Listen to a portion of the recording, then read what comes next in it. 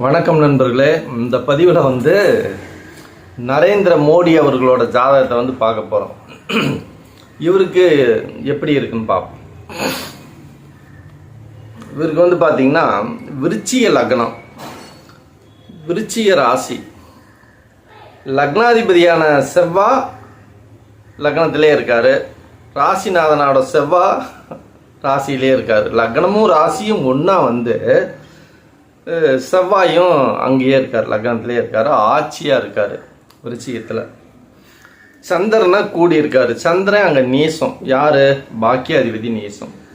எப்பயுமே ஒரு ஜாதகத்தில் பாக்கியாதிபதி நீசமாக இருந்ததுன்னா, நீசபங்க ராஜயோகம் வாங்கியிருந்ததுன்னா, அவங்க ஏழ்மை நிலையிலிருந்து உச்சத்தை நோக்கி வளர்ந்த ஒரு மனிதராக இருப்பார். அப்படி இருந்தால் அவங்க ஏழ்மை நிலையிலேருந்து எப்படியாவது போராடி மேலே வந்துடுவாங்க. இவருக்கு மட்டும் இல்லை, யாருக்கு இருந்தாலும் அதான் உண்மை. அப்போ நீசபங்க ராஜயோகம் இருக்குது. சந்திரமங்கல யோகத்தோட லக்னத்தில் பாருங்கள், நீசபங்க ராஜயோகம் சந்திரமங்கல யோகம் ரெண்டும் சேர்ந்து லக்னத்திலே இருக்குது. சரி, லக்னமும் ராசியும் வலிமையாயிருச்சு. அப்போ அடுத்து பார்த்தீங்கன்னா 5ஆம் அதிபதி பார்க்கணும். 5ஆம் அதிபதி யாருன்னா குரு. இவருக்கு 2-5க்கு அதிபதி குரு 4ஆம் இடத்துல இருக்காரு, கேந்திரத்தில் இருக்காரு. 5ஆம் அதிபதி பூர்வ புண்ணிய ஸ்தானாதிபதி 4ல் இருக்கிறாரு. ஓகே, 4ல் இருக்கலாம்.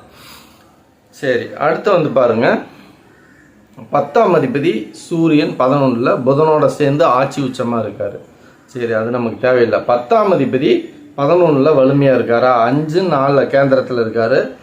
11ஆம் அதிபதியும் 10ஆம் அதிபதியும் 11ஆம் இடத்துல ஆட்சி உச்ச கிரகத்தோட சேர்ந்து இருக்காரு. சூரியன் வலிமையாக இருக்காரு. சூரியன் 11ல் இருந்தால் எவ்வளோ பெரிய சிறப்பு அப்படிங்கிறது எல்லா ஜாதகத்துலேயும் ஒரு மனுஷனுக்கு சூரியன் 10-11ல் இருந்ததுன்னா அவர் ஒரு எந்தோ 4-10-11ல் இருந்தாவே அவர் ஒரு பெரிய ஆளாக தான் இருப்பார். ஒரு நல்ல ஒரு தகுதியோடு இருக்கக்கூடிய ஒரு முயற்சி, போராட்டம், எதுலேயும் போராடி ஜெயிக்கக்கூடிய ஒரு மனிதராக தான் இருப்பார். 4-10-11 எல்லாம் இருந்தால் சூரியன். இதில் பார்த்தீங்கன்னா சாரயோகம் இவருக்கு எப்படி வேலை பார்க்குது? சரி, லக்னாதிபதியும் நல்லா இருக்குது, ராசிநாதனும் நல்லா இருக்காரு. ராசிநாதன் கெட்டு நீசபங்க ராஜயோகம் பண்ணனால ஏதோ ஒரு வகையில் அடிப்படையிலேருந்து மேல் நோக்கி வந்துடுவாங்க. சாரயோகம் இங்கே இவருக்கு எப்படி வேலை செய்யுதுன்னா, 4ஆம் இடத்துல குரு இருக்காரு. 4ஆம் இடத்து குருவை 3-4க்கு அதிபதியான சனி 10ஆம் இடத்துல சூரியன் வீட்டிலேருந்து நேராக குருவை பார்க்குறாரு. குரு யார்? தனகாரகன், பூர்வ புண்ணிய கர்மஸ்தானாதிபதி. அப்போ இந்த குருவை சனி பார்க்கக்கூடாது தான், ஒரு விதமான மட்டுப்படுத்தும். எதிர்ப்பான சூழ்நிலைகள் அவர் நிறையா நிற்கும். அந்த மாதிரி இருந்தால் மட்டுப்படுத்தும், அந்த உயர்வை மட்டுப்படுத்தும். ஆனால் அதுலேயும் ஒரு யோகமாக மாறிக்கிச்சு. இதில் என்னன்னு கேட்டிங்கன்னா, இந்த லக்னத்துக்கு 4-5 குடையோன் கூடினாலோ ஒரு சேர பார்த்தாலோ 4-5க்கு அதிபதியோட சாரயோகம் சேர்ந்துக்குது. அப்போ 4-5க்கு அதிபதி யார்? மாளவிகா யோகம். இந்த மாளவிகா யோகம் சாரயோகத்தோட பார்வைப்படுது. எப்பயுமே 4ஆம் அதிபதி 5லேயோ 5ஆம் அதிபதி 4லேயோ இருந்து ஒன்றுக்கொன்று கூடி 4-5க்கு அதிபதி கூடி எங்கே இருந்தாலும் யோகம்தான். கேந்திரம் திரிகோணத்தில் இருந்தால் யோகம். அதே மாளவியா யோகத்தில் இருக்கிறவன் தான் உயர்ந்த நிலைக்கு இருப்பான். மாளவியா யோகம் இருக்குதுன்னா செல்வாக்கான ஒரு அளவு செல்வாக்கான மனுஷனாக இருப்பாங்க. யாராக இருந்தாலும் மக்கள் செல்வாக்கு அவருக்கு இருக்கும். அப்போ மாளவிகா யோகம் இருக்கிறதுனால அந்த மாளவிகா யோகமே சாரயோகமாக மாறிடுச்சு.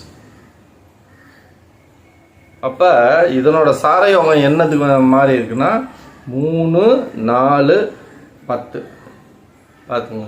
சாரயோகம் 4-10, 3-4-10க்கு தான் இந்த சாரயோகம் வலிமையாக இருக்குது. அது யாரோட கூடி பார்க்குறாரு? 7ஆம் அதிபதியோட கூடி 10ல் நின்று சுக்கரனோட சேர்ந்து பார்க்குறாரு. சுக்கரன் சனியும் சேர்ந்துக்கிட்டா குடும்பஸ்தானம், கலஸ்தரம், குடும்ப வாழ்க்கை பாதிக்குமே தவிர, ஆனால் அவங்க 2 பேர் சேர்ந்து குருவை பார்க்குறாங்க சாரயோகமாக. அந்த குருவோட பலனை எல்லாம் அப்படியே டோட்டலாக அந்த சனி சுக்கரனை எடுத்துக்குவாங்க. ஆனால் இவரை வந்து நிறைய பேர் சொல்கிறது, இவரை வந்து ஒரு பிரம்மாண்டமான பெரிய சக்திகள், ஒரு மிகப்பெரிய இவருக்கு மேலே இருக்கக்கூடிய நண்பர்கள் என்ன பண்ணுவாங்கன்னா 10ஆம் இடத்துலேருந்து பார்க்குறாங்க, 3ஆம் அதிபதியையும் சேர்ந்து பார்க்குறாங்க. அப்போ இவரை வந்து செயல்படுத்தக்கூடிய ஒரு சூழ்நிலையில் இருந்தாலும் இந்த மாளவியா யோகம் இருந்ததுனால மிகப்பெரிய அந்தஸ்துக்கு உயர்வுக்கு போயிட்டாங்க. தொடர்ந்து மாளவியா யோகம் மட்டும் வந்து ராஜ பதவின்னு சொல்லுவாங்க. அதனால தான் பதவிகளில் உயர்ந்த பதவியில் போய் இருக்கிறது. அதான் மாளவியா யோகம் வந்து சாரயோகமாக வந்த யாராக இருந்தாலும் அவங்க வந்து ராஜயோக பதவிக்கு போயிடுவாங்க. அப்படி ஒரு பதவி வந்து உங்களுக்கு இருந்ததுன்னா ரொம்ப மகிழ்ச்சி. மீண்டும் அடுத்த பதிவில் வந்து உங்களை சந்திக்கிறேன். நன்றி.